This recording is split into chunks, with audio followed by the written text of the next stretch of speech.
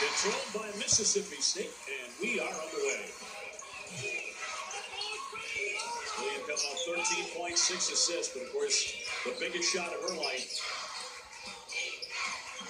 Vivian's on the drive. We'll see if she can start to get rolling because Doris, 6 for 18, 19 against UConn, but again, takes a high volume of shots. That is correct, and she's a fearless scorer. It's what she's built to do. And to your point about Morgan Williams, interesting matchup at the point guard spot. Quaylos Moore is similarly sized and is as quick, so let's watch that develop.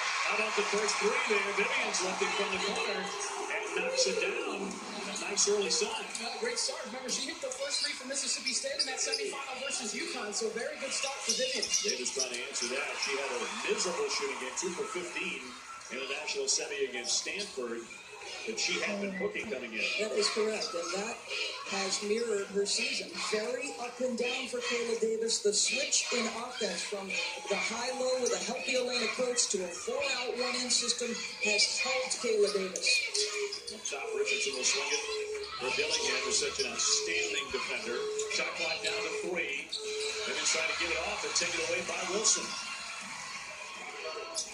Probably would have been wiser to shoot that inside that lane. And here's Harris to drive the baseline. A block and a quick foul. As Dillingham went for the stop.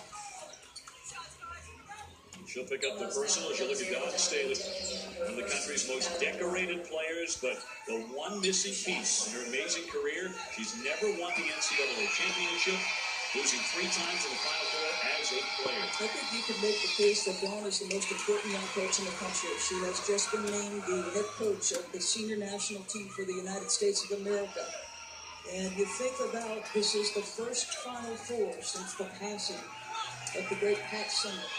Who is next on the distaff side to take that torch and set the pace in women's college basketball? I'd say Dawn is a pretty worthy candidate. Think of how many generations Dawn has already impacted. I know for me, growing up in Virginia, she impacted me watching her play at Virginia, playing in the WNBA, playing for the U.S. Olympic team, and now as a coach. So she's impacted multiple generations of women in this country already. You better look out now. Victoria Vivians gets cooking. That girl can flat score it. Mentioned it the other night. I mean, in the state of Mississippi, she is a giant star. She scored 5,745 points in high school. That's the all-time record for anyone. She's going to walk right into a 3, but she can't bury that. Dillingham will shove there by Davis. And she'll pick up the foul here in the first quarter. South Carolina number 3, Kayla Davis, her first team out of the ball. You know, Dave, that might have been a heat check for almost any other player. For Victoria Vivians, that's called a normal shot. From about 24 feet. Trying to get out of that, the baseline. Dillingham with it. 5'9" senior out of Spring, Texas. A heart and soul defender. Richardson, that's a nifty feed. And an easy 2 there for McConnell. Richardson, I thought, was dynamic on the defensive end against Connecticut. But let's remember, this young woman is a capable scorer. You like her playmaking ability for her teammate there. The Bulldogs sharp at the outset. Wilson's first one. Yes, Solnick. I love that. This little fade. You see that? That's 6'7". She's trying to go over. Very few matchups for A'ja Wilson in the country that she is the smaller player. So a nice little fade there to be able to get it up over the outstretched arms of McCallum. Well, in the point guard matchup, that's probably the one to keep your eye on next. Quaylos Moore with a terrific block. You talked about that matchup right away. Came into that. Quaylos Moore, one of the few players in the country who can stay with William step for step. Nice little weave action from Mississippi State here. Just putting South Carolina in a help position. A'ja Wilson has to go help across. Nice little drop pass from Richardson, post to post there for the layup. You'll see that similar weave action on both teams, and there's such familiarity. Conference foes. Multiple times they've played this year, and it's interesting.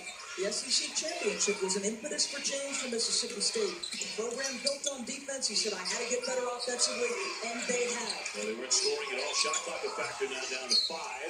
As that one is tipped with 6 on the shot clock. Nick Saban on his 5th year put together such a great game plan to defeat UConn. And his team did play great, as he said in the locker room. But it was still one of the great upsets in the history of college basketball. Don't tell the man he's swiping off the charts right now, all right? Nick Saban? No question about it.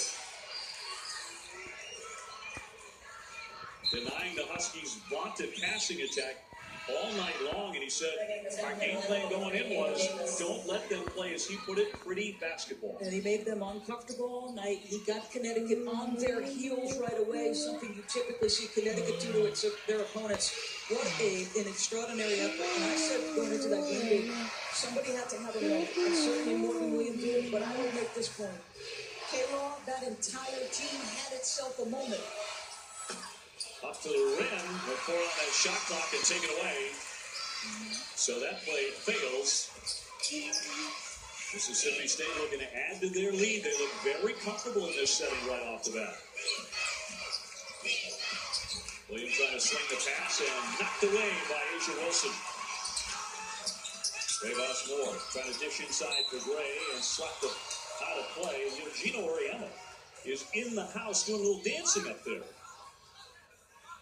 11-time national champ, not used to being anyplace else except on the sideline tonight.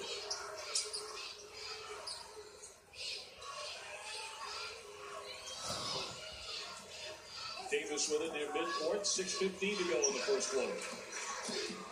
Reversing field flips it, and a blocking foul. You can look at Kayla Davis right away, Doris, trying to get something going offensively. She doesn't want to wait tonight. Well, she is an elite.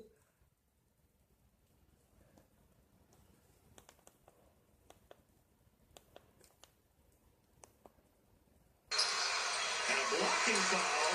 You wonder about steps before that. No question. I really thought there were steps. I think Nick did too.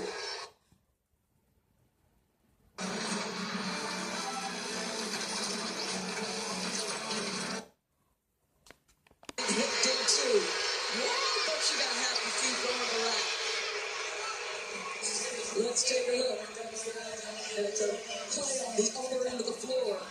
Lefty, block 2 with the left.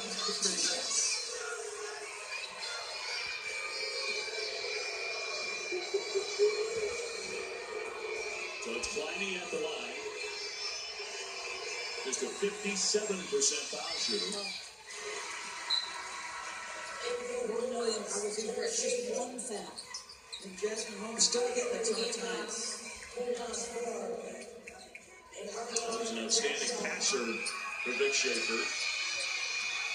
One of his top assist players, despite not starting a game, she's second on the team in assists. Well, she was terrific in her second round win over DePaul. She's seen time throughout the course of the season. It's just in the last couple of games with Morgan Williams playing as well as she had. She hasn't gotten off the bench that much.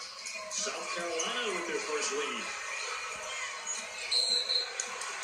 And the whistle is 16.6 to go in the first quarter.